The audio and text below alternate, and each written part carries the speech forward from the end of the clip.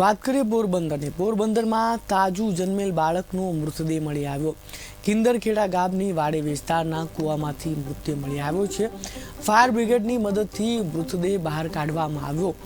અજાણી મહિલા વિરુદ્ધ પોલીસ સ્ટેશનમાં ફરિયાદ દાખલ કરવામાં આવી છે.